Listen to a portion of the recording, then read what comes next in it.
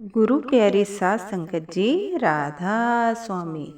आज की मेरी वीडियो देखकर आपको पता लगेगा कि अगर हम किसी की बीमारी का मजाक बनाएं तो हमें क्या सजा मिलती है।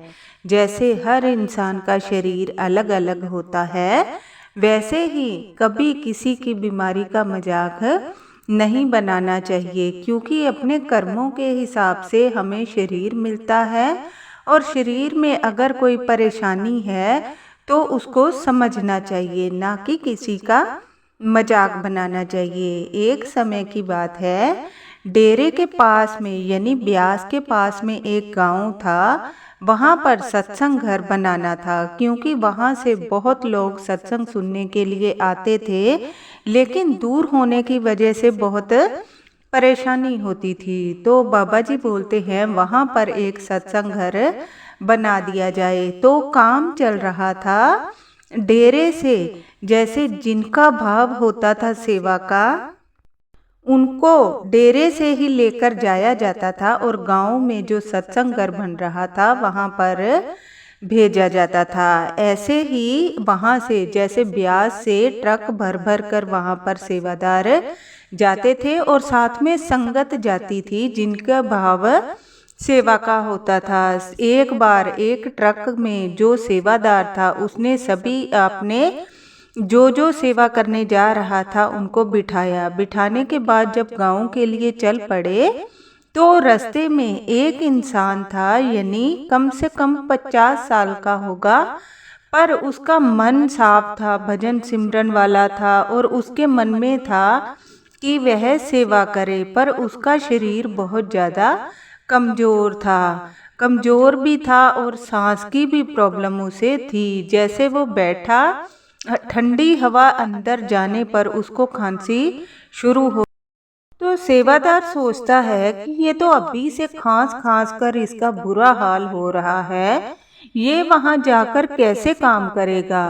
पर ट्रक में जो बैठी हुई संगत थी उसने उसको सहारा दिया, पानी पिलाया और बोला कि आपको किसी चीज की जरूरत हो तो आप जरूर बताओ। वहां पर जितनी संगत थी बहुत अच्छी थी और उसको बहुत ज्यादा सहारा दे रही थी। पर जो सेवादार था वो बहुत घमंडी था।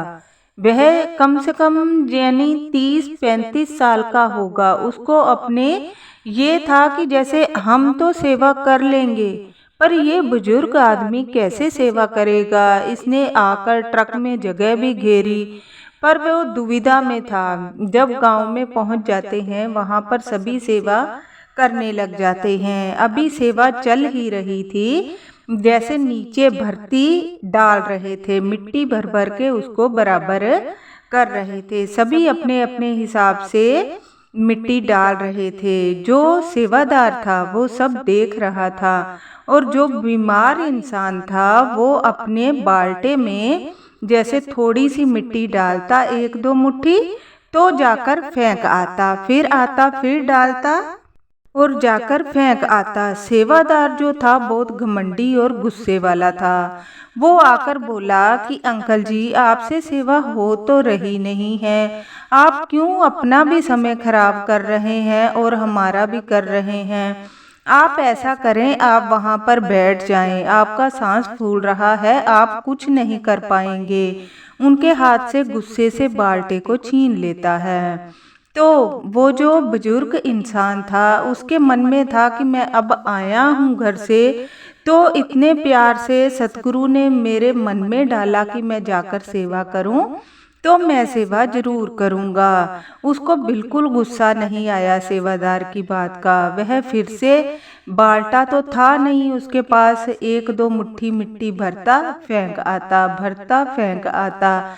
जब संगत खाना खाने के लिए जाती है तब भी वह खाना नहीं खाता, अपने काम में लगा रहा। सतगुरु सब देख रहे थे कि सबसे ज्यादा सेवा किसने की। भले वो 1 मुट्ठी ही डाल रहा था, पर उसके मन में इतना प्रेम था, सत्संग घर बनाने की इच्छा उसमें सबसे ज्यादा थी कि सभी आए यहाँ पर और सत्संग सुने और सतगुरु से जुड़े।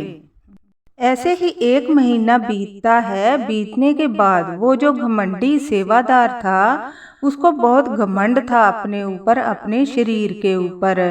एक बार वह बीमार होता है और डॉक्टर के पास जाता है। जाने के बाद डॉक्टर जो उसे बताते हैं वह सोचकर हैरान हो जाता है और बहुत ही ज्यादा टेंशन में आ जाता है कि मेरे साथ ऐसा हो क्या गया। उसका शरीर बिल्कुल काम ही नहीं कर रहा था, हाथों पैरों में जान खत्म हो चुकी थी। हालांकि उम्र कम थी, फिर भी डॉक्टर ने उसको बोल दिया कि आप ना तो ज्यादा सीढ़ियां चढ़ सकते हैं, ना तो भारी वजन उठा सकते हैं। अगर आपने ऐसा किया तो आपकी जान को भी खतरा हो सकता है।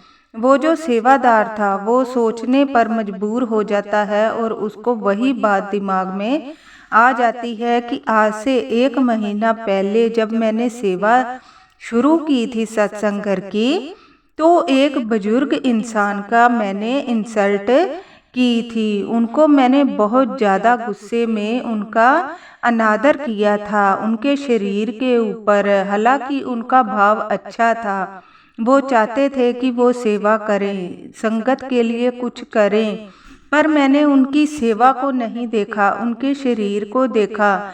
सभी विचार मन में उसके दौड़ रहे थे। डॉक्टर से दवाई लेने के बाद जब वह डेरे में पहुंचा तो बाबा जी से मिला, और बाबा जी तो जानी जान है, वो सब जानते हैं। वो उसको देख रहे थे।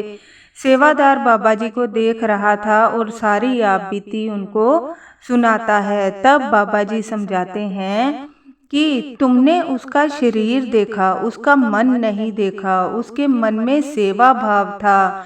अब भले एक चिड़ी अपने चोंच से थोड़ा सा भी मिट्टी उठा के उधर रख देती, पर सतगुरु यह नोट करते हैं कि वो छोटी है या बड़ी है। अब तुम बड़ा इंसान ले लो, वो कुछ करेगा ही नहीं। उसका शरीर अच्छा होगा पर उसके मन में ही नहीं होगा। पूरे दिन में सेवा भाव नहीं होगा तो काम नहीं करेगा, टाइम पास करके चलता बनेगा। पर उस बुजुर्ग इंसान के मन में सेवा भाव था। उसको ये था कि सतगुरु मुझे देख रहे हैं और आगे क्या लेकर जाना है, कर्म हम यहाँ कर जाएंगे, वही साथ लेकर जाएंगे, बाकी सब यहीं का यहीं रह जाएगा। सतगुरु समझाते हैं कि तुम पैसा, शरीर, स्त्री, घर बार, किसी चीज का अभिमान छोड़कर सतगुरु का अभिमान करो। सतगुरु का अभिमान कैसे करोगे? अगर तुम सच्चे सत्संगी बनोगे, भजन सिमरन करोगे। एक वही चीज है जिसका मान है, बाकी चीजों का कोई मान नहीं होता। ये कब धोखा दे दे हमें भी नहीं पता। धन एक ऐसी चीज है, आज है कल नहीं है। इसलिए प्रेम करो सबसे और वाणी ऐसी बोलो कि सब तुम्हारी बोली के पीछे तुमसे प्यार करे। ये मत सोचो कि तुमने अगले को पैसों की मदद कर दी या किसी चीज की मदद कर दी। अगर तुम पैसे दोगे और अगर इंसान से अच्छे तरीके से बोलोगे ही नहीं तो तुम्हारा पैसा दिया हुआ भी काम नहीं आता। इसलिए अपनी बोली में मिठास लाएं और बड़े बुजुर्गों का आदर करें। राधा स्वामी।